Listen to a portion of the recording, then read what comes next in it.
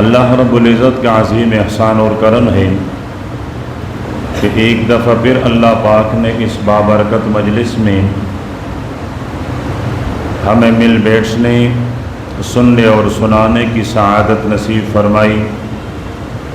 اللہ پاک ہمارے سننے اور سنانے کو اپنی دربار میں قبول اور منظور فرما کر کل حشر کے میدان میں ہم سب کے نجات اور خلاصی کا سبب اور ذریعہ بنائیں۔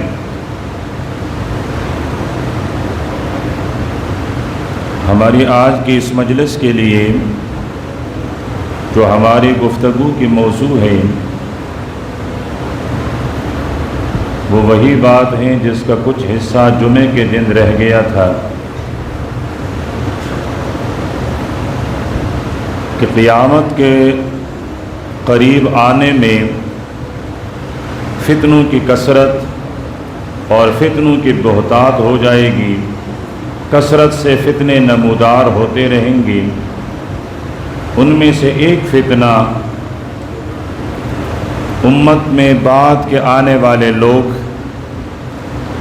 وہ پہلے لوگ صحابہ کرام، اولیاء کرام، اللہ کے برگزیدہ اور پاک بندوں کے متعلق نازیبا اور نامناسب زبان استعمال کریں گے، ان کو برا بھلا کہیں گے۔ تو وہ تقریباً کچھ دنوں سے کچھ تواتر کے ساتھ ہو رہا ہے۔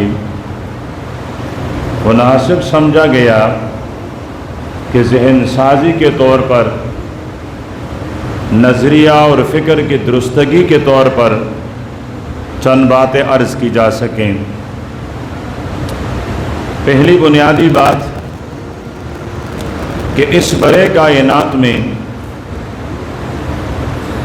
آسمان کے نیچے، زمین کے اوپر، آسمان کے اوپر، زمین کے نیچے، مشرق، مغرب، شمال، جنوب، بڑے کائنات میں ایک ہستی ایسی ہے کہ یہ کل کائنات مل جائے تو اس کے مقام اور مرتبے تک تو کجا، اس کے مرتبے کے ارب اور سینکڑوں اور ملین والے حصے تک بھی نہیں پہنچ سکتی ہے، اور وہ ہستی اور وہ ذات اللہ پاک کی ہے کہ یہ ساری کائنات مل جائے، اس کائنات میں ولی بھی ہوں، نبی بھی ہو، رسول بھی ہوں، اللہ کے ولی بھی ہوں، قرآن پاک کے قاری، محدث، علماء، نمازی، تہجد گزار، حاجی، مجاہد، غازی، یہ سب مل جائیں، خدا کی خدائی تک نہیں پہنچ سکتے ہیں۔ یہ میرا اور آپ کا ایمان ہے، یہ میرے اور آپ کا یہ عقیدہ ہے۔ پھر اللہ کے بعد انسانیت اور اس کائنات میں سب سے بڑھ کر، سب سے عظیم تر، سب سے شان والی مخلوق وہ انبیاء علیہم السلام ہے کہ انبیاء کے علاوہ یہ ساری امتیں مل جائیں، ساری امتوں کے عابد، زاہد، فقیہ، پارسا، نیک لوگ، دانشور سب مل جائیں، کسی ایک پیغمبر کے مرتبے اور مقام تک نہیں پہنچ سکتے۔ اللہ کے بعد بڑی کائنات میں سب سے بڑا مقام جن ہستیوں کا ہے وہ انبیاء علیہم السلام ہے، اور پھر نبی زیادہ نمازوں سے، زیادہ روزوں سے، زیادہ ذکر سے، زیادہ سجدوں سے بنا نہیں کرتا، بلکہ اللہ جس کو چاہے نبی بنا لیتا ہے۔ نبی کی شان ہستی ایسی ہے کہ اللہ اس کو خود منتخب فرماتے ہیں، یہ اللہ پاک کے منتخب شدہ اور منتخب کردہ لوگ ہوا کرتے ہیں۔ پھر ان تمام انبیاء میں سب سے بڑھ کر مقام ہے میرے اور آپ کے محبوب پیغمبر کا۔ تمام انبیاء کی شان اپنی جگہ، وہ قابل تعظیم، قابل احترام، قابل منزلت، قابل شان، قابل تکریم، ساری کائنات مل جائے، انبیاء کے قدم مبارک کے ساتھ ملے ہوئے لگے ہوئے مٹی کے غبار اور ان ذروں تک نہیں پہنچ سکتی، لیکن ان تمام کا امام، ان تمام کا سردار، ان کا سرتاج، ان کا سربراہ، ان کا بڑا، ان کا امام، وہ اللہ پاک نے میرے اور آپ کے حبیب پیغمبر کو بنایا ہے صلی اللہ علیہ وسلم۔ تیسرا طبقہ، ایک تو اللہ پاک کی ذات، اس کے بعد پھر انبیاء، تیسرے نمبر پر ہر پیغمبر کے صحابی، ہر پیغمبر کے صحابی۔ اب نام ان کے مختلف رہے ہیں، ہر پیغمبر کے سب سے پہلے ماننے والے، ہر پیغمبر کے موجودگی میں ان پر ایمان لانے والے۔ جس طرح حضرت عیسیٰ علیہ السلام کے صحابیوں کو حواریین کہا جاتا ہے،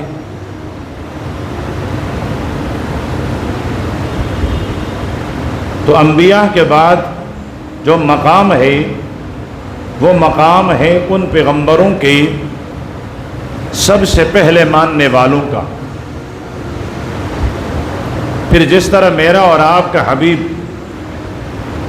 وہ تمام انبیاء کا سردار اور افضل اور اعلیٰ اور برتر ہے، اسی طرح اس کے صحابہ بھی باقی انبیاء کی صحابہ سے افضل اور اعلیٰ ہے۔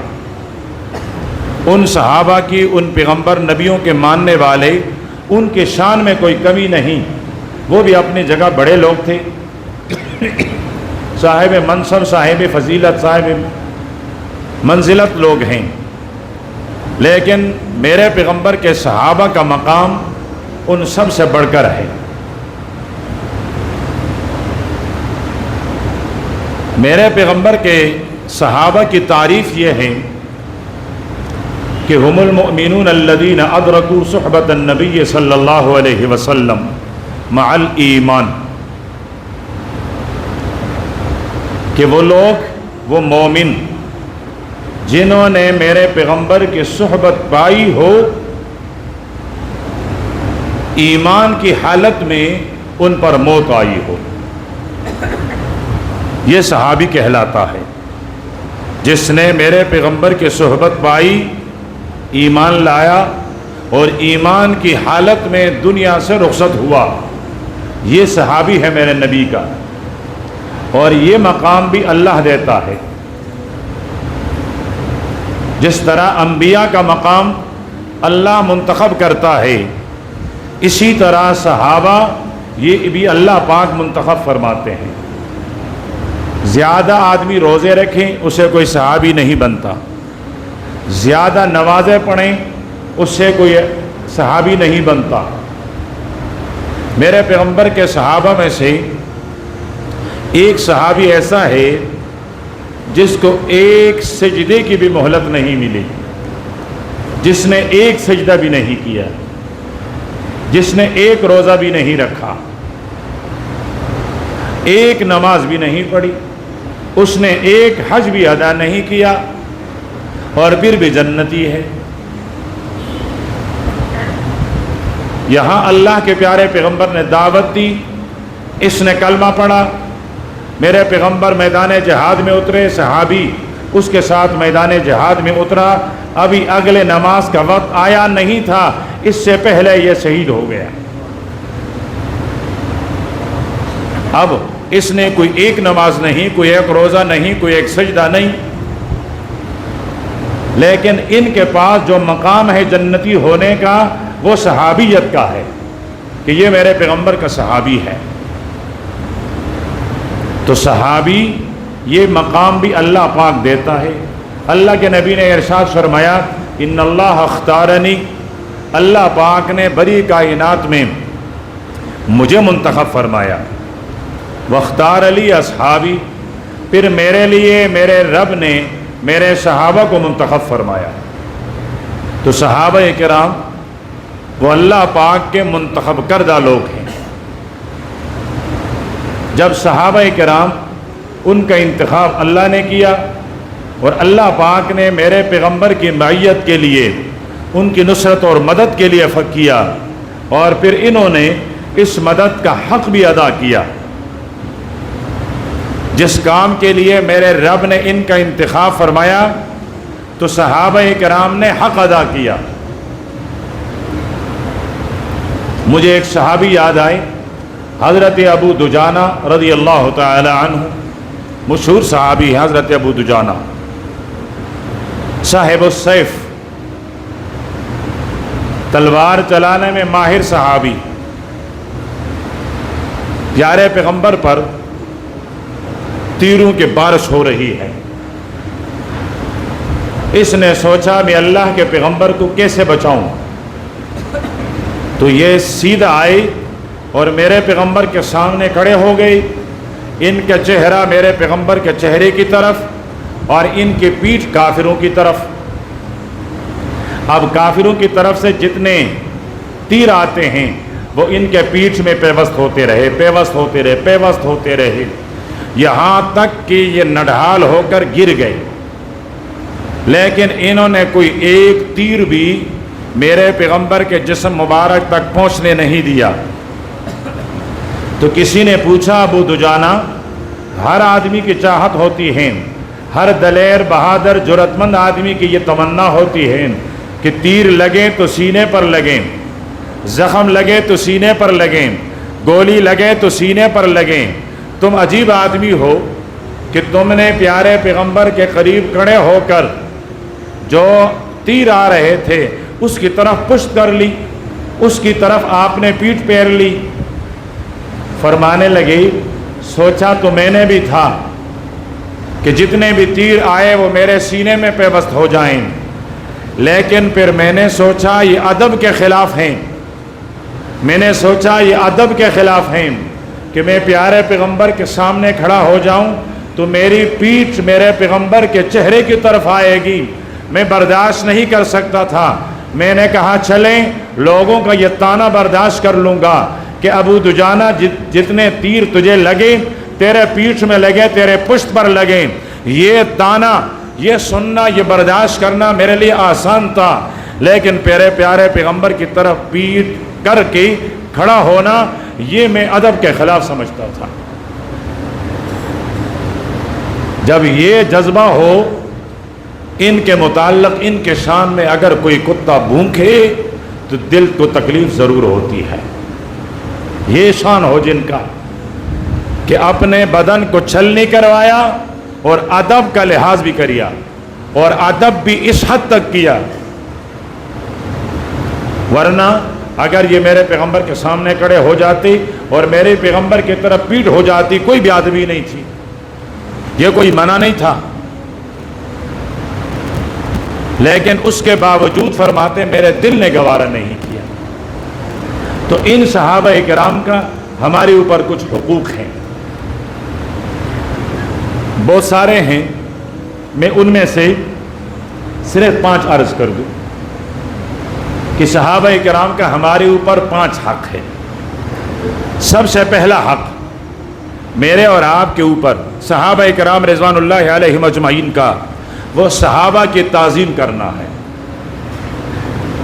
صحابہ کا میرے اور آپ قیامت کی صبح تک آنے والے میرے پیغمبر کی کلمہ پڑھنے والے امتی پر میرے پیغمبر کے صحابہ کی تعظیم کرنا، احترام کرنا، ان کی عظمت، ان کی جلال، ان کی شان کا خیال رکھنا یہ لازمی ہے، یہ حق ہے، یہ ضروری ہے، یہ واجب ہے۔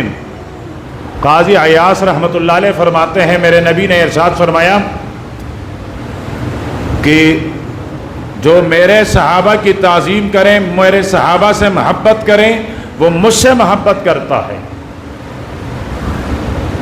صحابہ سے محبت، صحابہ کی تعظیم دراصل اللہ کے نبی کی تعظیم اور محبت، اور اللہ کے نبی کی تعظیم دراصل اللہ پاک کی تعظیم اور محبت ہے۔ تو حضرت قاضی صاحب فرماتے ہیں کہ صحابہ کی تعظیم یہ حقیقت میں پیغمبر کی تعظیم ہے، اور صحابہ کی تعظیم وہ آدمی کر سکے گا جس کے دل میں میرے پیغمبر کی محبت ہو۔ جس کے دل میں پیغمبر کی محبت نہ ہو وہ صحابہ کی تعظیم نہیں کر سکے گا۔ تو جو صحابہ کی تعظیم نہیں کرے گا سمجھے کہ میرے پیغمبر کے ساتھ ان کا کوئی رشتہ نہیں، وہ میرے پیغمبر کی عظمت اور میرے پیغمبر کے شان کے مخالف ہیں۔ لیکن اگر وہ یوں کہیں کہ جی میں نبی کی شان اور عظمت کو نہیں مانتا، تو لوگ صراحتاً کہیں گے یہ خبیث، یہ تو کافر ہیں۔ تو اس سے بچنے کے لیے آڑ تلاش کی، پردہ تلاش کیا کہ جن نبی کو تو مانتا ہوں، نبی کی تعظیم تو کرتا ہوں، لیکن صحابہ کرام تو ہماری طرح لوگ ہیں۔ میں نے عرض کیا تھا صحابہ ہماری طرح نہیں ہیں، اس کو دہرا نہیں سکتا ہوں اس لیے کہ وقت کم ہے۔ صحابہ کرام کا دوسرا حق جو میرے اور آپ کے امت اور کل کائنات کے میرے پیغمبر کے کلمہ پڑھنے والے ہر امتی پر ہیں، وہ صحابہ کرام رضوان اللہ علیہم اجمعین سے محبت کرنا ہے۔ جو صحابہ سے محبت کرے گا تو اس کے دل میں میرے نبی کی محبت ہے، اور جس کے دل میں میری نبی کی محبت، اس کے دل میں میرا رب کی محبت۔ جس کے دل میں صحابہ کی محبت نہیں، اس کے دل میں نبی کی محبت نہیں، نبی کی محبت نہیں تو اللہ کا محبت بھی نہیں، وہ اللہ کا باغی ہے۔ اللہ کے پیارے پیغمبر نے ارشاد فرمایا اکرموا اصحابی، میرے صحابہ کی عزت کریں، میرے صحابہ کا احترام کریں، میرے صحابہ کے ساتھ محبت کریں۔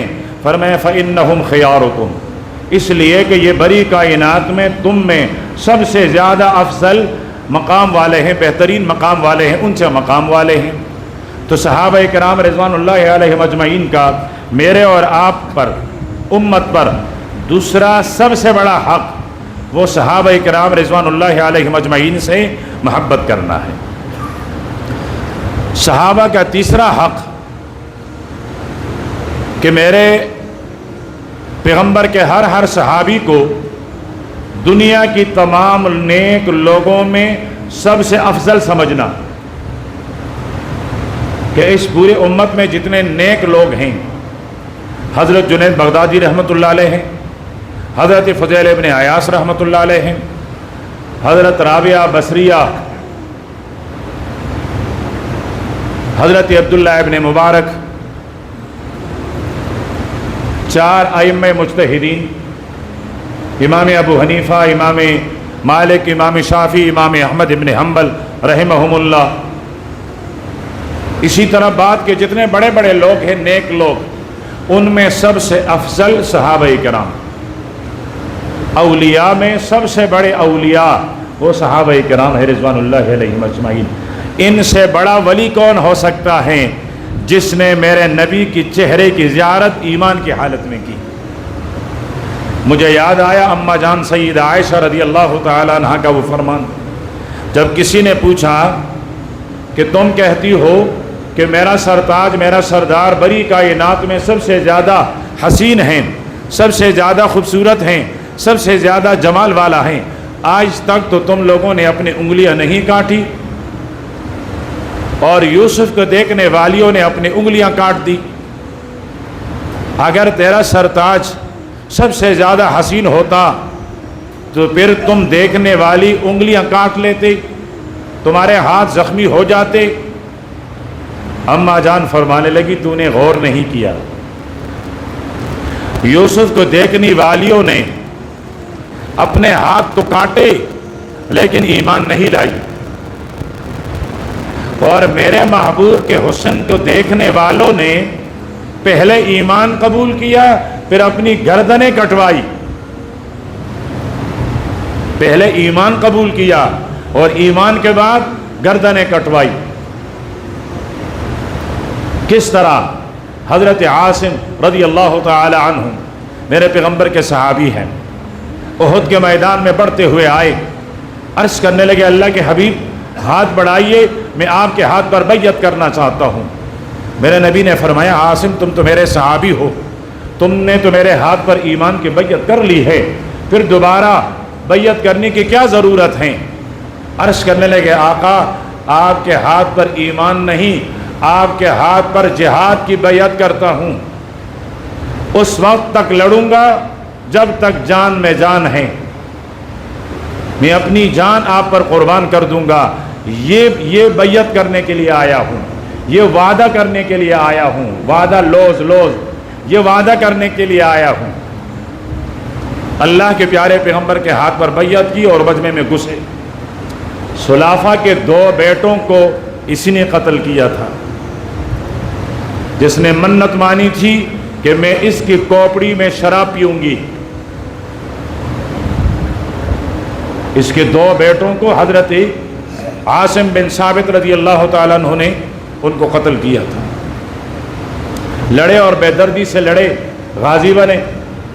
ایک موقع پر قبیلہ حذیل کے کچھ لوگ غدار منافق آئے اور انہوں نے آ کر عرض کیا، اللہ کے رسول، ہم کچھ لوگ مسلمان ہوئے اور ہمارا قبیلہ بھی مسلمان ہوا ہے، ہم چند لوگ آپ کے پاس آئے ہیں، ہمارے قبیلے والوں کے پاس بہت بڑے لوگ ہیں، ہزاروں سینکڑوں میں وہ مسلمان ہو چکے ہیں، ان کو ضرورت ہے آپ کچھ قاری بھیجیں کہ وہ ان کو قرآن پاک سکھائیں۔ میرے نبی نے ارشاد فرمایا، ٹھیک ہے، تم صحابہ میں چن چن کر میرے پیغمبر نے قاریوں کا انتخاب فرمایا ان کو ساتھ لے جاؤ۔ یہ صحابہ کرام کے اس دور، مدینہ کے اس وقت کا خلاصہ تھا، یہ نچوڑ، یہ صحابہ کرام میں مکھن تے مکھن جو میرے نبی نے الگ کر کے ان بدبختوں کو دیا کہ لے جاؤ اور یہ تمہیں قرآن پاک پڑھائیں۔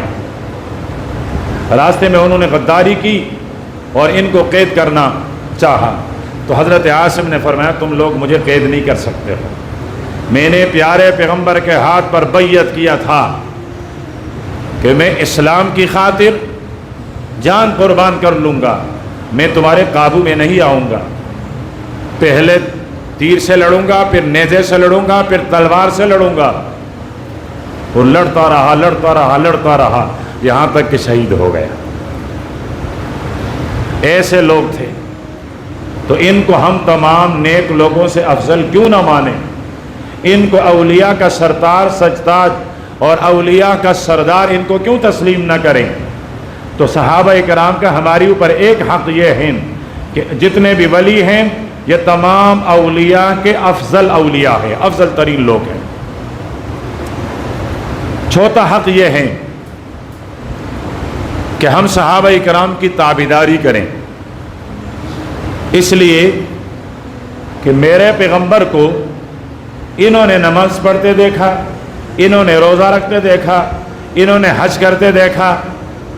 غرض میری پیغمبر کی نبوت کی جو زندگی ہے وہ اگر دیکھی ہے تو صحابہ کرام نے دیکھی ہے۔ ہم صحابہ کرام کی تابعداری کریں گے تو اپنے محبوب تک پہنچیں گے، اور اگر صحابہ کرام کے راستے کو چھوڑیں گے تو نبی تک نہیں پہنچ سکیں گے، اور نبی تک نہیں پہنچے تو رب تک نہیں پہنچے۔ رب تک پہنچنے کے لیے پہلا واسطہ اللہ کے نبی ہیں، اور اللہ کے نبی تک پہنچنے کے لیے سب سے بڑا واسطہ صحابہ کرام رضوان اللہ علیہم اجمعین ہے۔ یہ وہ لوگ ہیں جنہوں نے بغیر کسی واسطے کے، بغیر کسی پردے، بغیر کسی حجاب کے میرے پیغمبر سے دین سیکھا ہے، اور سیکھ کر مجھ اور آپ تک پہنچایا ہے۔ یہ بلوچستان میں، سندھ سکر میں، ملتان میں صحابہ کرام کی قبریں کیوں بنی ہیں؟ یہ تجارت کے لیے یہاں آئے تھے، یہ تجارت کے لیے آئے تھے، یہ عرب سے کوئی چیزیں خرید کر بنا کر بیچنے کے لیے یہاں عجم میں آئے تھے، بلکہ یہ میرے پیغمبر کا دین اور کلمہ لے کر میرے اور آپ تک پہنچانے کے لیے یہاں تشریف لائے تھے۔ کچھ سال پہلے جہاں یہ ٹھٹا کے قریب ایک بہت بڑا پرانا قبرستان ہے، اور اس قبرستان کے احاطے میں ایک مزار بھی ہے، اس کے اوپر اصحابی لکھا ہے۔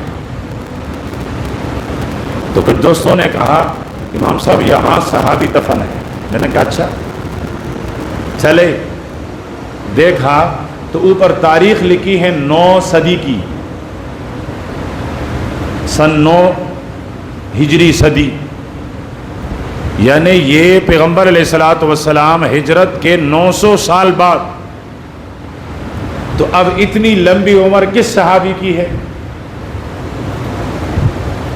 کس صحابی کی اتنی لمبی عمر ہے؟ حضرت طفیل ابن عمر دوسی ہیں یا حضرت انس بن مالک ہیں رضی اللہ تعالی عنہ؟ اور اس سے زیادہ عمر سلمان فارسی کی ہیں، لیکن وہ عمر پہلی کی ہے۔ معمرین صحابہ اکرام میں سے یا حضرت طفیل ابن عمر ہیں دوسی رضی اللہ تعالیٰ عنہ، یا حضرت انس بن مالک، اس طرح اور بھی 2-4 صحابہ، لیکن وہ عمر 100، 120، 110 یہ سال ہے، 900 سال تک کسی کی نہیں ہے۔ میں نے ان کو کہا کہ اس کا معنی ہوتا ہے گھوڑوں کا تاجر، گھوڑوں کا تاجر۔ تو یہ گھوڑوں کے تاجر تھے، اللہ کے ولی نیک آدمی تھے، لیکن یہ گھوڑوں کے تاجر تھے، اس لیے اپنی زبان میں ان کو صحابی کہا، اور وہ صحابی بھی نہیں ہے، لفظ وہاں لکھا ہوا ہے اصحابی، تو یہ گھوڑوں کے تاجر کو کہا جاتا ہے۔ اس کے علاوہ صحابہ کرام کی خبر ہیں، میرے پیغمبر کے صحابہ میں سے ایک صحابی ہیں حضرت عمرو بن عبسہ رضی اللہ تعالی عنہ، مشہور یہی ہے کہ یہی حضرت عمرو بن عبسہ رضی اللہ تعالی عنہ یہ سکر میں دفن ہے، مشہور یہی ہے۔ تو صحابہ کرام کا اتباع یہ حق ہے میرے اور آپ کے اوپر کہ جو چیز صحابہ کی زندگی سے ثابت وہ دین ہے، اور جو چیز صحابہ کرام کی زندگی سے ثابت نہیں، وہ کتنا خوشنما کیوں نہ ہو، وہ رنگین کیوں نہ ہو، وہ میرے اور آپ کے لیے دین نہیں بن سکتا ہے، وہ میرے اور آپ کے لیے کار ثواب نہیں بن سکتا ہے، وہ گمراہی ہیں، وہ بدعت ہیں، وہ دین میں ایجاد ہیں، اور ایسے لوگوں کے لیے اللہ کے نبی نے بد دعا فرمائی ہے۔ صحابہ کرام رضوان اللہ علیہم اجمعین کا 5واں حق، صحابہ کرام رضوان اللہ علیہم اجمعین کی عظمت اور ان کی شان کی دفاع کرنا، کہ کسی بھی صحابی کے بارے میں اگر کچھ کہا جائے تو ہم اس کہنے والے سے یہ کہیں اپنے ایمان کی تجدید کریں، ہم اس سے متاثر نہ ہوں۔ وہ کہے گا یہ دیکھو کتاب میں لکھا ہے، فلاں مورخ لکھتا ہے۔ اب صحابہ کرام کے مقابلے میں مجھے نہ پہلے صدی کی مورخ کی بات ماننی ہے، نہ دوسری کی، نہ تیسری کی، نہ 14ویں کی، نہ 20ویں کی۔ مجھے صحابی کے شان میں کسی تاریخ والے کے تاریخ پر کوئی اعتبار ہی نہیں ہے۔ کیوں؟ اس لیے کہ صحابہ وہ لوگ نہیں ہیں جس کو میں تاریخ کی کتابوں میں تلاش کروں۔ میں صحابہ کو تلاش کروں گا، صحابہ کی شان کو تلاش کروں گا، صحابہ کی منزلت کو تلاش کروں گا، صحابہ کی قدر کو تلاش کروں گا، قرآن کے 30 پاروں میں تلاش کروں گا۔ میرے لیے قرآن پاک کے 30 پارے کافی ہیں، میرے لیے پیارے پیغمبر کی 23 سالہ زندگی میں صحابہ کرام کے لیے تحسین کے کلمات کافی ہیں۔ مجھے صحابہ کے بارے میں کسی مورخ کی تاریخ کی ضرورت نہیں ہے۔ لکھنے والے نے لکھا تو لکھا، مجھے اس کے لکھنے سے کیا غرض، کہنے والے نے کہا، مجھے اس کے کہنے سے کیا غرض۔ میں صحابہ کو اپنے ایمان کے لیے اور اپنے عمل کے لیے نمونہ سمجھتا ہوں، معیار سمجھتا ہوں، کسوٹی سمجھتا ہوں، بنیاد سمجھتا ہوں۔ اگر میرا ایمان صحابہ کی ایمان کی طرح ہے تو میں مومن میں جنتی ہوں، اگر میرا عمل صحابہ کے عمل کی طرح ہے تو میں جنت کے اعلیٰ درجوں کا مستحق ہوں۔ اگر میرا ایمان صحابہ کی ایمان کی طرح نہیں ہے تو میں جنت تو کیا جنت کی خوشبو بھی نہیں سونگھ سکتا، اور اگر میرا عمل صحابہ کے عمل کی طرح نہیں ہے تو میں جنت کی درجات پہ چڑھ نہیں سکتا۔ صحابہ وہ میرے عمل میں بھی میرے لیے نمونہ، اساس اور بنیاد، اور ایمان میں بھی میرے لیے وہ ایمان کے لیے اساس اور بنیاد ہے۔ یہ خلاصہ ہے، یہ میری فکر، یہ میرا نظر، یہ میری سوچ، یہ میرا ایمان ہونا چاہیے۔ اور اسی کے لیے آپ کو تکلیف دی ہے کہ فیس بک پر چلیں، یوٹیوب پر چلیں، کتابوں میں چلیں۔ اب کوئی آدمی گندگی کھائے اور یہ کہے میں حلوہ کھا رہا ہوں، تو کیا ہم بھی گندگی کو حلوہ سمجھ کر کھانا شروع کر لیں گے؟ بولیے، شروع کر لیں گے؟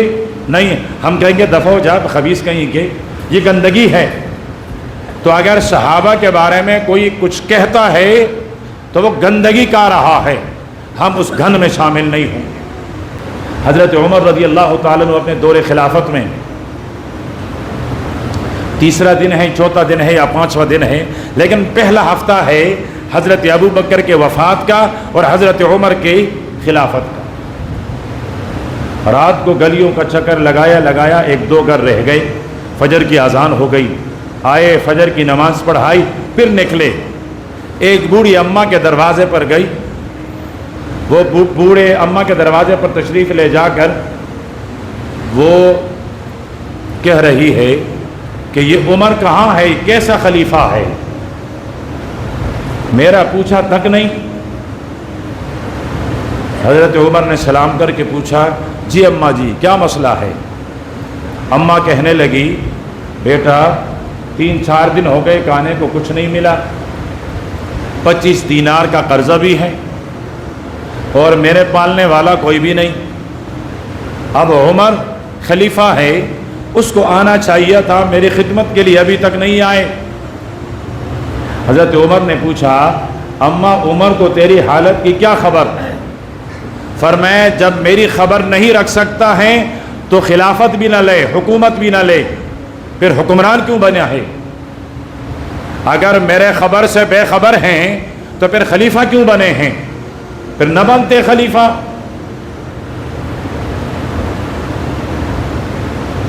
حضرت عمر نے پوچھا، اچھا آپ کے پاس کھانے پینے کو کچھ نہیں؟ اس نے کہا، سیدھا گئے 25 دینار لے کر آئے، کھانا لے کر آیا، اس بوڑھی اماں کو کھلایا اور پھر اس سے عرض کیا، اماں عمر کو معاف کر دیں۔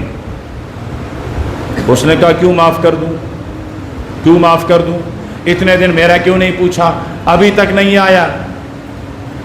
عمر کہنے لگے، اماں عمر کمزور ہیں، کیا پتہ ہے اس کو؟ پھر اپنی بات دہرائی، جب نہیں خبر تو نہ لیتے حکومت، میں اس کی رعایا میں سے ہوں۔ حضرت ابو بکر روزانہ سب سے پہلے میرے پاس آتے اور صبح میرے کھانے پینے کا انتظام کر کے پھر چلے جایا کرتے تھے۔ حضرت نافع فرماتے ہیں، وہ ہستی جس کے سامنے قیصر اور کسریٰ وہ کانپا کرتے تھے، لرزا کرتے تھے، میں نے اس ہستی حضرت عمر کو اس بوڑھی اماں کے سامنے کانپتے ہوئے دیکھا، کانپ رہے تھے، معافی مانگ رہے تھے کہ اماں مجھ عمر کو معاف کر دے، مجھ عمر کو معاف کر دے۔ اس نے کہا چلو معاف کر لیے۔ وہاں سے نکلے تو صحابہ نے کہا، عمر، فرمایا ابو بکر نے ہمیں بڑے مشکل راستے پر ڈالا ہے، ابو بکر نے ہمیں بڑے مشکل راستے پر ڈالا ہے، اس نے میرے لیے سفر بڑا مشکل بنا دیا ہے، اس راستے پر چلنا میرے لیے اب بہت مشکل ہے کہ اس جھوپڑی تک بھی صبح صبح ابو بکر پہنچ کر اور اس بڑھیا کی بھی خدمت کیا کرتے تھے، ہمیں تو معلوم بھی نہ ہو سکا۔ یہ صحابہ کرام، اب ان کے بارے میں اگر کوئی زبان درازی کرے، میں تو کہتا ہوں کہ اگر کوئی آدمی آسمان کی طرف تھوکے گا تو وہ تھوک آسمان کے کنارے پر جا کر لگے گا، بولو نا، خود اس کے چہرے پر لگے گا نا۔ حضرت ابو بکر رضی اللہ تعالیٰ عنہ کا زمانہ ہے، بالکل ابتدائی زمانہ ہے۔ ایک آدمی آ کر عرض کرنے لگا، امیر المومنین، آپ مسلمانوں کے امیر بھی ہیں، خلیفہ بھی ہیں، خلیفہ رسول بھی ہیں، اور آپ بڑے تاجر بھی ہیں، آپ کے پاس مال بھی ہیں، اس لیے کہ حضرت عمر کپڑے کے تاجر تھے، کپڑے کی تجارت کیا کرتے تھے۔ اور حضرت ابو بکر سے پوچھا گیا، آپ کی سب سے بڑی تمنا؟ فرمایا، سب سے بڑی تمنا یہ ہے کہ مال میرا ہو، خرچ اللہ کا رسول کرے، مال میرا ہو لیکن خرچ کون کرے؟ اللہ کا رسول خرچ کریں۔ فرمایا، اچھا تمہیں کیا چاہیے؟ اس نے کہا، میں مقروض ہو گیا ہوں اور کافی مقروض ہو گیا ہوں، مجھے کچھ دے دیں۔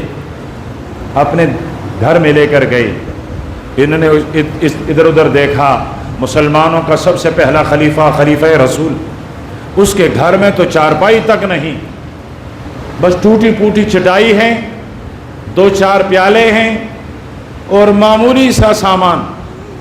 اس نے کہا، ابو بکر یہ کیا ہے؟ فرمایا، میرے پاس تو اب کچھ بھی نہیں ہے، ہاں تم حضرت عثمان کے پاس جاؤ۔ اس نے کہا، لکھ کر دے دو۔ فرمایا، لکھنے کی ضرورت نہیں ہے۔ کیسے اعتبار کرے گا؟ فرمایا، جاؤ۔ میں کیسے اس کو بتاؤں گا کہ میں شام سے آیا ہوں، شام کے دیہات سے آیا ہوں، مسلمان ہوں، غریب ہوں، محتاج ہوں، کیسے اعتبار کرے گا؟ فرمایا چلے جانا، کر لے گا اعتبار، ضرورت نہیں ہے میری پرچی کی۔ اس نے کہا اچھا میں جاتا ہوں، لیکن اگر اس نے پہچاننے سے انکار کیا واپس آپ کے دربار میں آؤں گا، پھر آپ لکھ کر دو گے۔ فرمایا ٹھیک ہے۔ وہ حضرت عثمان کے دروازے پر گئے، دروازے پر ابھی دستک نہیں دی۔ حضرت عثمان رضی اللہ تعالیٰ عنہ اپنے بچوں سے فرماتے ہیں، حضرت عثمان رضی اللہ تعالیٰ عنہ کی کچھ 5 یا 7 بیٹے ہیں اور اتنے ہی بیٹیاں ہیں۔ کبھی موقع ملا، جب وقت آئے گا تو انشاءاللہ بتاؤں گا، ان بیٹوں میں سے کوئی ایک بھی کسی ولایت کا گورنر نہیں ہے، کوئی ایک داماد بھی سرکاری عہدے پر نہیں ہے۔ وہ جو اسلام کا لبادہ اڑ کر کہتے ہیں عثمان اقربہ پرور تھا، ان کے لیے کہتا ہوں کہ اگر یہ اقربہ پرور تھا، اتنے بچوں میں سے، اتنی اولاد میں سے کس کو کہاں کا گورنر بنایا؟ لائیے تاریخ کا کوئی ثبوت؟ داماد تھے، ان دامادوں میں سے کون کس سرکاری عہدے پر تھا؟ ذرا لائیے ثبوت، میں مان لوں گا کہ وہ اقربہ پرور تھا۔ یہ اسلام کے لبادے میں بھی کچھ لوگ گمراہ ہوتے ہیں، آپ اشارے کو سمجھ گئے۔ تو حضرت عثمان اپنے بچوں سے کہہ رہے تھے، دیکھو تم دودھ میں شہر ملا کر پیتے ہو، ایک چیز پیا کرو، ایک چیز استعمال کرو، یا دودھ استعمال کرو یا شہد استعمال کرو۔ تم اتنا اسراف کرتے ہو کہ دودھ اور دودھ میں شہد ڈال کر استعمال کر رہے ہو۔ اس نے کہا، ابو بکر نے تو کہا تھا بڑا سخی ہے، یہ تو کہہ رہا ہے اپنے بچوں کو ڈانٹ رہا ہے کہ دودھ میں شہد ملا کر کیوں استعمال کر رہے ہو، مجھے کیا دے گا؟ اس نے دستک دی، آدھا منٹ گزرا ہوگا، 1 منٹ گزرا ہوگا، حضرت عثمان بار تشریف لائے، عرض کرنے لگے معافی چاہتا ہوں دیر ہو گئی، اصل بچوں کو ایک بات سمجھانی تھی، اس میں دیر ہو گئی، آپ مجھے معاف کر لینا، مجھے آپ کے پاس جلدی آنا چاہیے تھا لیکن میں جلدی نہیں آ سکا۔ بٹھایا، جو مہمان خانہ اس وقت کا جو رواج تھا، وہ شام کا دیہاتی کہتا ہے، وہ فریادی کہتا ہے، وہ محتاج انسان کہتا ہے کہ سب سے پہلے میرے سامنے جو چیز پیش کی گئی وہ دودھ تھا جس میں شہد ملایا گیا تھا۔ مجھے کہا یہ پی لو۔ میں نے جب ایک گھونٹ بھرا کہ دودھ اور دودھ میں شہد، اسی پر تو بچوں کو ڈانٹ رہے تھے اور مجھے وہ پلایا۔ پھر اس کے بعد جا کر حلوہ لے کر آئے کھجور کا۔ میں نے سوچا بچوں کو ڈانٹ رہے تھے کہ دودھ اور شہد میں کوئی ایک چیز استعمال کرو، اب مجھے وہ دونوں چیزیں استعمال کروائی اور اب کھجور کا حلوہ بھی لے کر آئے۔ میں نے کھایا، اس کے بعد مجھ سے پوچھا جی کیا خدمت، کیسے تشریف لائے؟ میں نے عرض کیا کہ شام سے آیا ہوں، دیہاتی ہوں اور مقروض ہو گیا ہوں، حضرت ابو بکر کے پاس آیا تھا، انہوں نے آپ کے پاس بھیج دیا۔ خادم کو آواز دی، فرمایا اس کا سامان تیار کروا دو، گھر والوں کے لیے کپڑے، راشن، اور یہ مقروض تھا 300 دینار کا، اس کو دیے 600 دینار اور ایک اونٹ۔ پھر اس سے کہا آئیے، یہ اونٹ، اس کے اوپر اس کے اندر راشن بھی ہیں، غلہ بھی ہیں، کھانے پینے کی چیزیں بھی ہیں، اور اس میں آپ کے لیے 600 دینار بھی ہیں۔ یہ شام کا دیہاتی کہتا ہے میں نے اس کو کہا تو نہیں تھا کہ میں 300 کا مقروض ہوں، اس نے تو میرے قرض دگنے دے دیے۔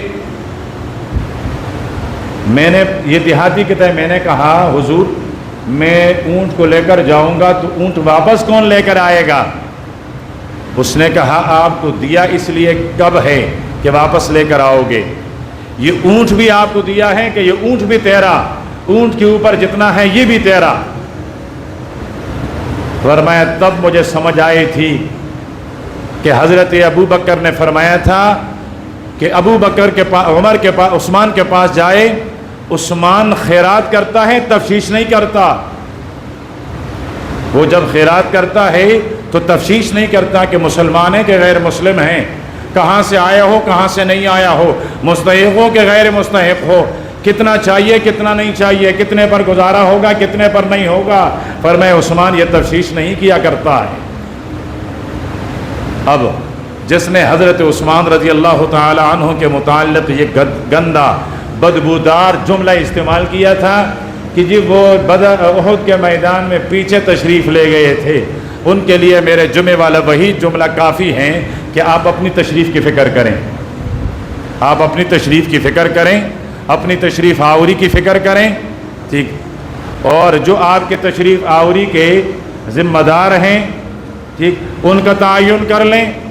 چھوڑیے حضرت عثمان کو، حضرت عثمان کے روحانی فرزند موجود ہیں، وہ ان کی قدر منزلت جانتے ہیں، ان کی شان جانتے ہیں، ان کو معلوم ہے کہ حضرت عثمان کس پائے کا آدمی ہیں، جس کے لیے میرے نبی نے فرمایا کہ عرش کا فرش برے کائنات میں، آسمانوں میں جو فرشتے ہیں وہ فرشتے میرے عثمان سے حیا کرتے ہیں۔ ہمیں معلوم ہے حضرت عثمان کا مقام، ہمیں مت سکھائیے، لیکن اپنی تشریف آوری کی تحقیق کیجئے کہ آپ کی تشریف آوری کیسے ہوئی ہے، آپ کی تشریف آوری کا سبب کون بنا ہے۔ اگر آپ کے تشریف آوری کا سبب آپ کے حقیقی والد ہوتے، رب کعبہ کی قسم آپ حضرت عثمان کے متعلق یہ زبان استعمال نہ کرتے۔ آپ کے تشریف کے لیے ضرور کوئی خارجی نوعیت کی کوئی مواد استعمال ہوئے ہیں جس کی وجہ سے آپ دنیا میں آئے ہیں، اس لیے حضرت عثمان کے بارے میں یا کسی اور صحابی کے بارے میں آپ کی زبان سے یہ الفاظ استعمال ہوتے ہیں۔ تو صحابہ کرام رضوان اللہ علیہم اجمعین، ان کے ہمارے اوپر جو حق ہیں، ان میں سے پہلا حق بھول گئے نا؟ ہاں نا، یہاں ہوتے تو یاد ہوتا نا۔ پہلا حق صحابہ کرام کی تعظیم، دوسرا حق صحابہ کرام سے محبت، تیسرا حق تمام اولیاء نیک لوگوں میں صحابہ کو افضل سمجھنا، اور چوتھے نمبر پر صحابہ کرام کی اتباع اور تابعداری، اور پانچویں نمبر پر جب کوئی کتا صحابہ پر بھونکے تو پھر کتے کو راستے سے ہٹا دینا۔ بس یہ ایک مختصر سا جملہ تھا نا، باقی اس سے آگے کیا عرض کر لوں۔ اور کتے کا کام بھونکنا ہوتا ہے، اور سب سے اچھا کتا کون سا ہوتا ہے؟ جو زمیندار لوگ ہیں ان کو پتہ ہے، جو دیہات میں ہیں ان کو پتہ ہے، جو دیہات میں رہے ہیں، کہ سب سے اچھا کتا وہ ہوتا ہے جو زیادہ بھونکے، جو جتنا زیادہ بھونکے وہی سب سے اچھا کتا ہوتا ہے نا۔ اب اگر آپ نے کتا رکھا اور اس نے صبح شام دن رات اس نے زبان تک نہیں کھولی، تو آپ اس کا زنجیر کھول کے اس کو دفع ہو جاؤ، میں نے بھونکنے کے لیے تجھے رکھا تھا۔ تو کتے کا کام بھونکنا ہے، تو جو جتنا زیادہ بھوکے گا وہ اتنا اچھا کتا ہے، اور جو کم بھوکے گا وہ کتا ہونے میں کم ہے۔ اب کتوں سے لڑائی کون کرے؟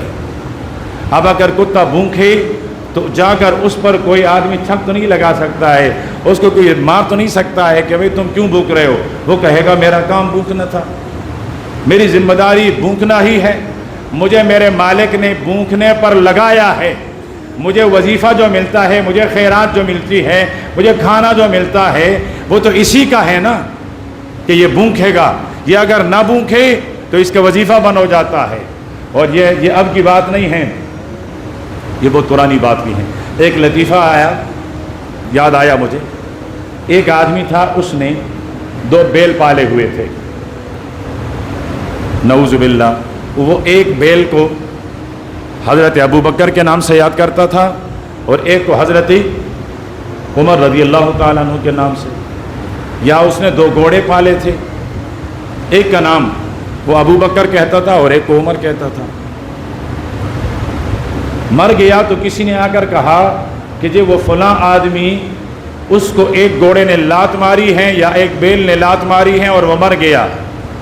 ایک عالم نے کہا جاؤ، یہ جس گھوڑے کو عمر کہا کرتا تھا اس نے لات ماری ہوگی۔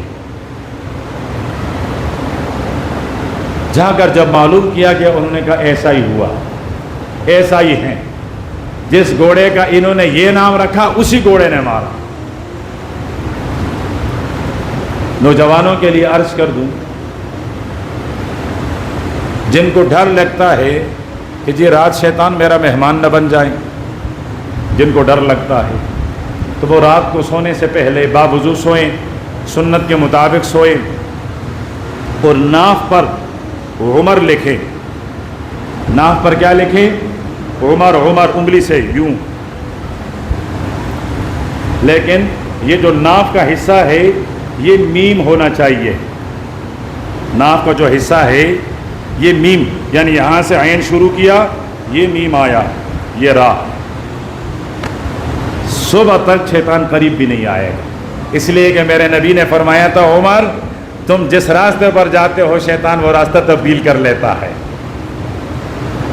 کچھ دن پہلے مجھے ایک دوست نے بتایا کہ بحرین میں، بحرین یہ جو ملک ہے، ایک تو ہمارا شہر ہے، شہر نہیں، بحرین جو ملک ہے عرب کا، اس میں تقریباً 70 یا 65% شین والے لوگ ہیں، شین والے، شین، اور یہ جو 30-35% ہیں یہ ہم اہل سنت والجماعت ہے۔ تو اب یہ جہاں اہل سنت ہیں ان کی مساجد ہیں، ان کے گلیاں ہیں، ان کے گھر ہیں، یہ ان کے سامنے سے بھی جلوس نکالتے ہیں۔ اب حکومت بار بار منع کرتی ہے کہ بھئی جہاں تمہاری آبادی ہے وہاں جلوس نکالو، جہاں اہل سنت کی آبادی ہیں وہاں جلوس نکالنے کا کیا تک بنتا ہے؟ لیکن یہ چونکہ فطرتاً شرارتی ہیں، یہودیوں کی نسل ہیں، اور یہودیوں میں بھی فطرتاً شرارت ہے تو ان میں بھی ہے۔ تو بحرین کے حکومت نے ان کے لیے ایک حربہ استعمال کیا، ایک طریقہ استعمال کیا کہ مسلمانوں کے جو علاقے ہیں اس شاہراہوں کا نام لکھا شاہراہ عمر، محلہ عمر، گلی کا نام فلاں گلی عمر، یعنی جتنی سڑکیں ہیں، جتنے راستے ہیں وہ عمر کے نام سے موسوم کر لیے۔ ان کو پتہ چلا یہ سڑک یہ شاہراہ عمر ہیں، بس اس پر جلوس بند ہو گئی۔ یہ ابھی بات، یہ مجھے ہفتہ ڈیڑھ یعنی 10 دن پہلے ہمارے ایک دوست وہاں 1.5-2 سال خطیب رہے ہیں بحرین میں، یہ مجھے اس نے بتایا کہ استاد جی میں وہاں خطیب تھا تو ہمارے علاقوں میں شاہراہوں کا نام عمر کے نام سے رکھا گیا۔ میں نے کہا عجیب بات، وہاں تو اہل تشیع زیادہ ہے، یہ کیسے؟ انہوں نے کہا یہ حکومت نے ایسا کیا کہ اہل سنت اور ان کو محفوظ بنا دیں، تو جس شاہراہ کا نام عمر ہے وہاں سے ان کا جلوس نہیں جاتا ہے۔ قربان جاؤ عمر، 1400 سال بعد بھی تیرا دشمن تیرے راستے، تیرے نام کو پار نہ کر سکا۔ تو شیطان سے اگر بچنا ہے عمر سے محبت کریں، عمر سے کیا کریں؟ محبت کریں۔ اللہ پاک ہم سے محبت کریں گے، اللہ پاک ہم سب کو عمل کی توفیق عطا فرمائیں۔